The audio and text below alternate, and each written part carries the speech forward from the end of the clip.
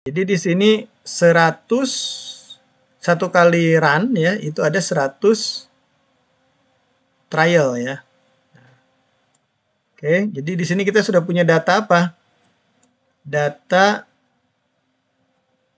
average profit ya, berarti kan di sini ini X bar-nya gitu ya.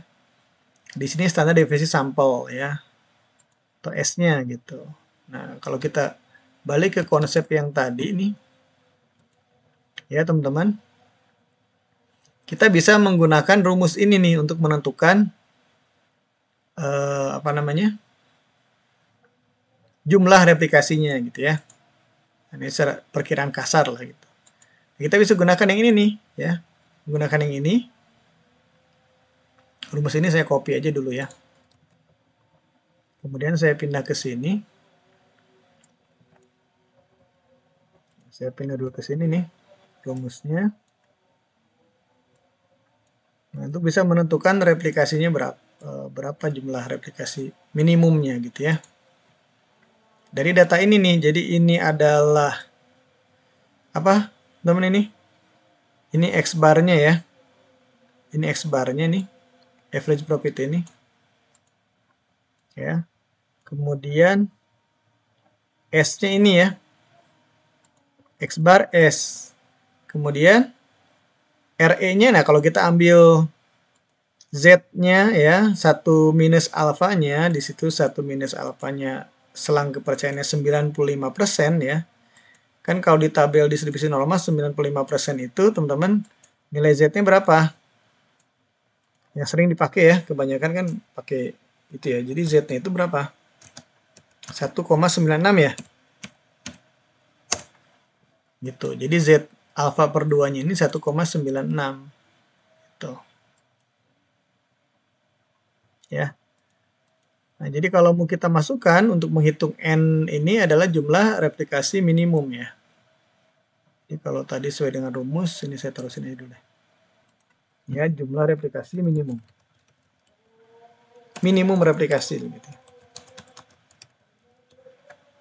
Ya. Jadi kita masukkan dulu tuh apa namanya 1,96 gitu ya. Ini pisahin aja deh. Sini ya. Jadi sama dengan ini kok dia jadi currency number ya.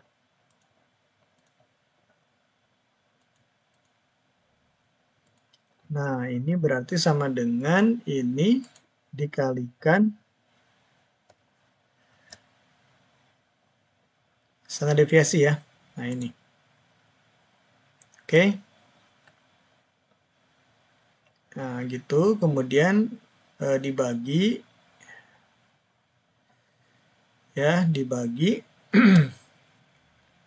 RE itu berarti kan alfanya ya, errornya ini 0,05 ya, atau 5%. Jadi kita bisa masukkan ya di situ 5% teman-teman ya, 0,05 ya, dibagi, jadi dibagi 1 ditambah 0,05 berarti 1,05 ya. Nah gitu, kemudian dikalikan dengan, ini kan sama aja ya, dikalikan langsung aja di sini nggak akan beda nih. Dikalikan X bar-nya. X bar-nya berapa? Yang ini ya, yang atas nih. Gitu. Nah, begitu. Ini apakah ada yang salah perhitungannya? Kok ada, ini epsilon ya, berarti harus kasih kurung kali di sini nih. Kurung 2. Nah, segini baru. Tadi ada, harus pakai kurung, tutup kurung bukanya 2 ya. Nah, segini nih, jadi berapa kali ininya? Replikasinya minimum 12 kali ya, kita bulatkan aja. Jadi 12 kali teman-teman harus menghitung ya. Ini nih. run ini, kita run ini 12 kali. Jadi kalau pakai F9 gitu ya. Jadi kalau kita mau menghitung berapa sih rata-rata profitnya ya. Jadi kita copy nih hasilnya nanti ya. Jadi di sini rep misalnya ya.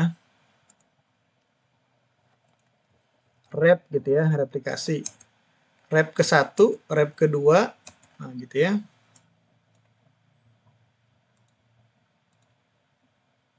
Gitu, wah ini nggak ada tempat nih, sebelah sini deh. Ya, 12 kali nih. 12 kali sampai bawah. Nah, begitu ya teman-teman ya. Inilah nanti yang akan kita masukkan nih. Apa yang mau kita analisis? Misalnya average profitnya gitu ya. Copy. Nah, average profitnya ini saya akan analisis gitu. Berarti saya akan ambil ini replikasi pertama ya. Jadi saya tulis as value. Nah, gitu ya, tapi saya bikin currency lagi. Gitu ya. Nah, kemudian F9 lagi. F9 lagi. Berubah kan? Nah, ini akan hasil output dari simulasi yang kedua, replikasi kedua ya. Gitu lagi nih. Ini analisis output saya nanti akan dilakukan berdasarkan output yang ini. Saya copy lagi ya. Belum ya, tadi belum di F9 ya. Jadi replikasi ketiga nih. Replikasi ketiga ini hasilnya ya. Begitu.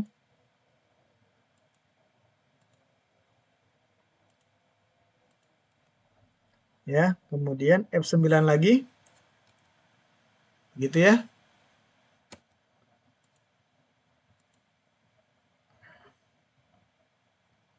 Sebentar nih ada ngehang. Bisa diklik. Teman-teman masih ini kelihatan kan Excel saya? Kelihatan Pak. Kelihatan ya. Pak. Ini nggak bisa di copy lagi ya. Nah ini terus ya teman-teman ya ke bawah. Ya, ini kenapa kita lakukan dengan jumlah replikasi 12 ya. Karena dengan mengikuti aturan ini, teman-teman ya, maka error kita akan semakin kecil ya. Ini pun sebagai langkah ya, sebagai upaya untuk kita lebih mendekatkan hasil simulasi itu dengan hasil dari sistem nyatanya gitu ya. Begitu. Dan ini ada manfaatnya juga ya teman-teman ya. Ketika kita melakukan replikasi lebih banyak nih di sini 12 kali, tidak hanya sekali gitu ya dengan trial sebanyak 100. Dengan semakin banyak sampel kan logikanya variansi semakin rendah, ya enggak? Jadi kita bisa dalam saat yang sama ya, simultaneously gitu kita melakukan apa? Reduksi variansnya, ya enggak?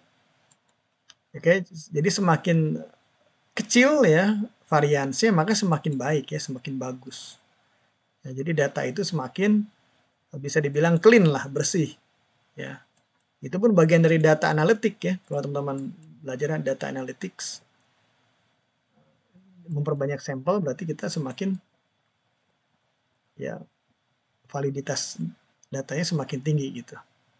Ya, jadi bagian dari mereduksi varians juga gitu. Meskipun ada teknik yang kayak PCA ya, Principal Component Analysis itu lebih ini. Tapi biasanya pakai software R gitu ya, seperti statistik R atau pakai Minitab gitu. Atau pakai MATLAB gitu. Ya. Baik, nah ini udah bisa lagi nih. Ya begitu terus ya.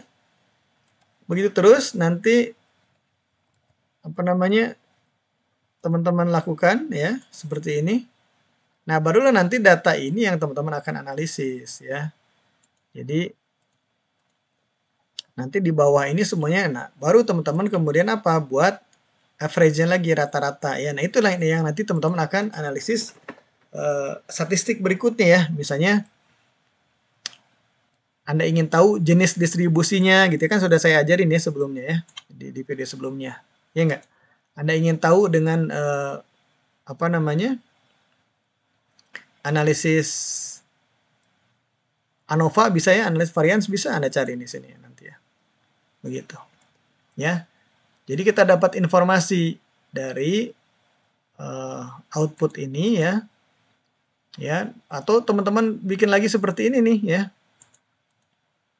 Analisis estimasi peluangnya. Kita estimasi peluang lagi tapi dari data yang sudah memenuhi jumlah replikasi tadi, gitu ya.